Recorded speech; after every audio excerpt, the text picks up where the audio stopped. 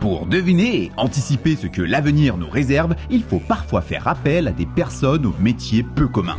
Des futuristes, des sortes de devins qui étudient les tendances de notre société pour tenter d'anticiper ce à quoi ressemblera notre futur. Mais notre présent, déjà très complexe, offre un nombre infini de possibilités à notre futur et prédire l'avenir est une tâche bien plus compliquée qu'on pourrait le croire. Mais pour savoir de quoi sera fait le futur, c'est parfois dans le passé qu'il faut regarder grâce à un genre né au 19e siècle, la science-fiction. Avec ses possibilités infinies, les futuristes eux-mêmes décident de s'en inspirer et voient la science-fiction comme un outil capable de prédire, voire d'influencer le futur. Et c'est justement ce que je vais vous prouver avec cette vidéo.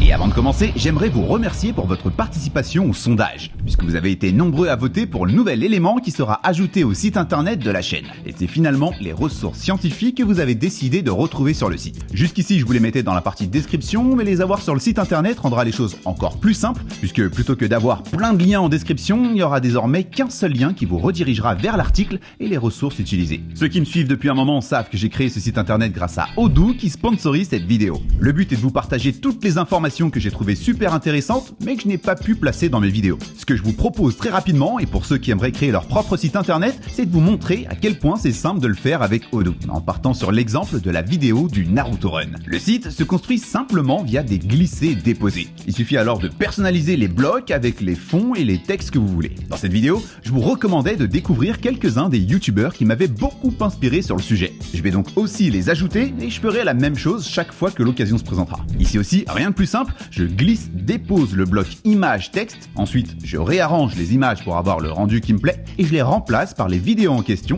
en collant chaque lien après avoir cliqué sur remplacer, onglet vidéo, et comme par magie, les vidéos sont maintenant prêtes et cliquables. Et comme vous le voyez, c'est vraiment très simple à utiliser. Donc si vous envisagez de créer un site et que vous recherchez une option simple, complète et gratuite, alors ne cherchez pas plus loin, je vous conseille vraiment Odoo. La première application est gratuite à vie, en plus l'hébergement et le support sont aussi gratuits à vie, et si vous voulez avoir un nom de domaine personnalisé, c'est bien sûr possible et il est offert pendant 1 an. Pour les intéressés, je vous invite à cliquer sur le lien que je vous ai mis en description pour commencer votre propre site internet dès maintenant. Vidéo.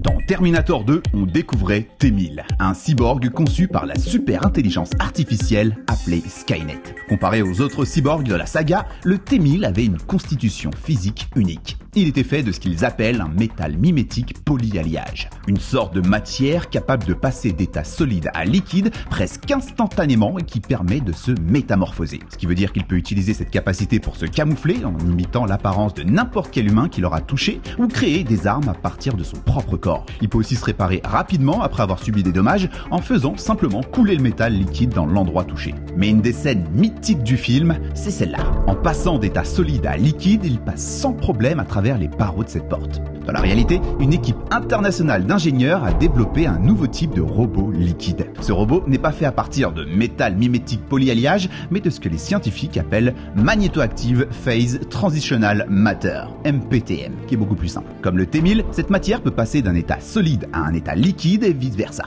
Et pour le prouver, quoi de mieux que de reproduire à petite échelle la scène mythique du T-1000. La matière utilisée est un alliage de gallium, qui est un métal qui fond juste en dessous de 30 degrés Celsius. Cette température de fusion très basse permet au robot de changer facilement de forme avec un contrôle de la température bien précis. Pour pouvoir contrôler cette température, justement, l'équipe de chercheurs a placé des particules magnétiques microscopiques dans le MPTM, qui sont ensuite manipulées par un champ magnétique. En changeant de pôle rapidement, la température augmentera, ce qui lui permet à la fois de changer de forme et de se déplacer de manière contrôlée. Tout comme pour le cyborg, le but de ce robot est de pouvoir se faufiler sous forme liquide dans des espaces très étroits, puis se solidifier pour effectuer des tâches bien précises. Par exemple, le robot a pu déplacer une petite lampe sur un circuit électrique avant de fondre sur ses côtés pour permettre à l'électricité de passer. Et dans un autre test, il a même été possible de l'utiliser pour capturer un objet étranger dans un estomac artificiel, puis a été guidé pour l'extraire. Ces possibilités sont infinies, mais vaudrait mieux ne pas le confier à une IA.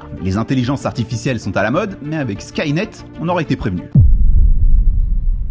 Dans The Dark Knight, Batman utilise une sorte de radar sonar qui lui permet de voir à travers les murs. Cette technologie, développée par Lucius Fox, fonctionne en émettant des signaux de téléphone mobile modifiés qui réfléchissent les objets solides de l'environnement pour être ensuite analysés par son système. Le système peut alors générer une image tridimensionnelle des alentours, y compris des personnes cachées derrière des murs ou d'autres obstacles, ce qui permet à Batman de visualiser où se trouvent les personnes dans le bâtiment, même s'il ne peut pas les voir directement. Une technologie qui semblait incroyablement futuriste lors de la sortie du film en 2008, mais qui pourrait maintenant être à notre portée grâce aux recherches de la Carnegie Mellon University. Une équipe de chercheurs a développé une technologie permettant de voir à travers les murs. Bien que son fonctionnement soit très différent du sonar de Batman, de la même façon, elle donne aux utilisateurs la possibilité de comprendre ce qui se passe derrière des murs ou d'autres obstacles. Pour ce faire, ils utilisent des signaux Wi-Fi pour détecter la forme tridimensionnelle et les mouvements des corps humains dans une pièce. C'est possible grâce à un système appelé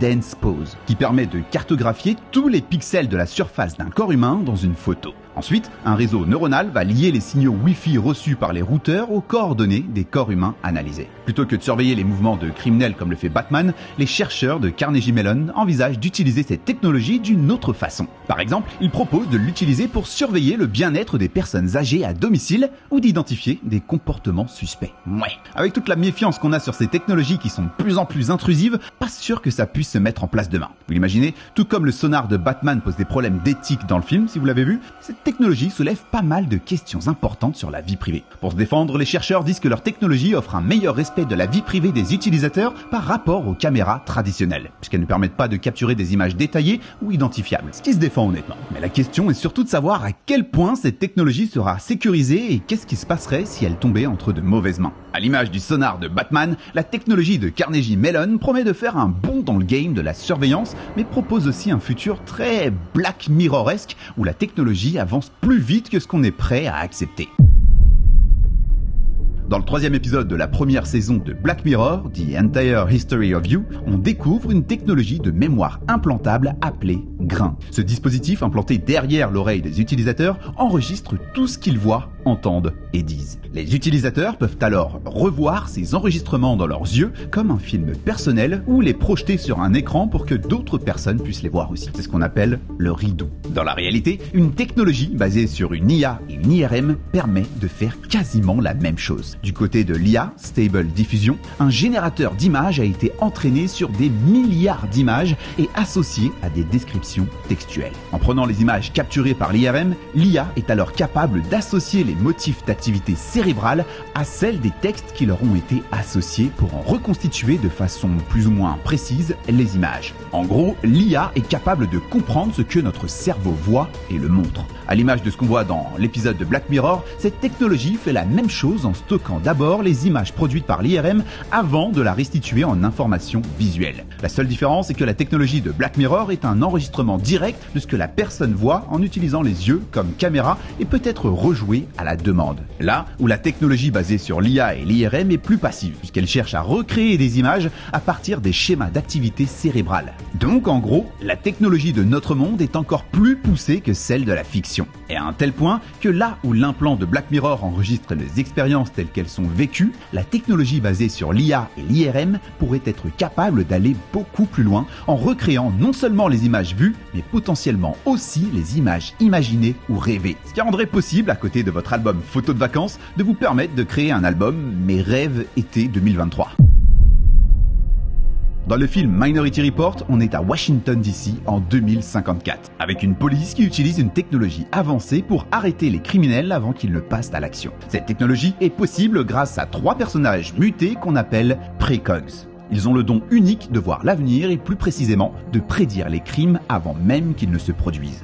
Ces précogs sont placés dans un bassin et leurs visions sont interprétées et visualisées grâce à une technologie avancée. Lorsqu'un précog voit un meurtre, la technologie l'interprète et crée une séquence visuelle de l'événement, y compris la victime, le tueur et le lieu du crime. Ces prédictions sont appelées rapports minoritaires et c'est ce que la police utilise pour arrêter le futur criminel avant même qu'il ne commette leur meurtre. Dans la réalité, à l'image de Minority Report, une équipe de scientifiques de l'université de Chicago a mis au point un algorithme d'intelligence artificielle capable de prédire les crimes avant qu'ils ne se produisent. Bon, par contre, contrairement à la fiction, cette technologie ne repose pas sur des prévisions psychiques de personnes qui baignent dans un bassin, mais plus sur l'analyse géographique de crimes récents. L'équipe analyse et récolte un ensemble de données de crimes commis dans une zone urbaine spécifique qu'ils utilisent ensuite pour prédire d'éventuels actes criminels dans cette même zone. La précoque de notre monde, et qui est à la base de cette technologie, c'est elle, la mathématicienne Andrea Bertozzi. Elle part de la logique à l'image des tremblements de terre. Lorsqu'un crime est commis quelque part, les probabilités pour que d'autres criminels du même secteur suivent le mouvement et passent à l'acte restent élevées pendant quelques semaines avant de baisser progressivement. Une fois que les prédictions sont faites, les forces de l'ordre sont réparties dans ces secteurs de façon proportionnelle au risque calculé. Malheureusement, en partant sur ce genre de logique, on risque très vite de dériver en renforçant les biais qui existent dans le système. Parce que oui, forcément, si on alloue plus de policiers quelque part, on aura plus de chances d'y détecter plus de crimes et ainsi de suite. Fulloscopy en a d'ailleurs fait une excellente vidéo que je vous recommande et dans laquelle il parle justement de ce biais. Mais qu'en est-il de pouvoir contrôler nos rêves comme dans Inception, de créer des robots comme dans Detroit Become Human ou de pouvoir habiter sur une autre planète façon Halo? C'est ce que je vous propose de découvrir en cliquant juste ici avec l'épisode numéro 2. Et si vous aimez ces épisodes et que vous aimeriez que j'en refasse d'autres, même sur des technologies dont j'ai déjà parlé mais qui ont déjà beaucoup évolué, alors n'hésitez pas à me le dire en commentaire. En attendant, c'est tout pour moi, je vous dis à très vite pour de nouvelles connaissances.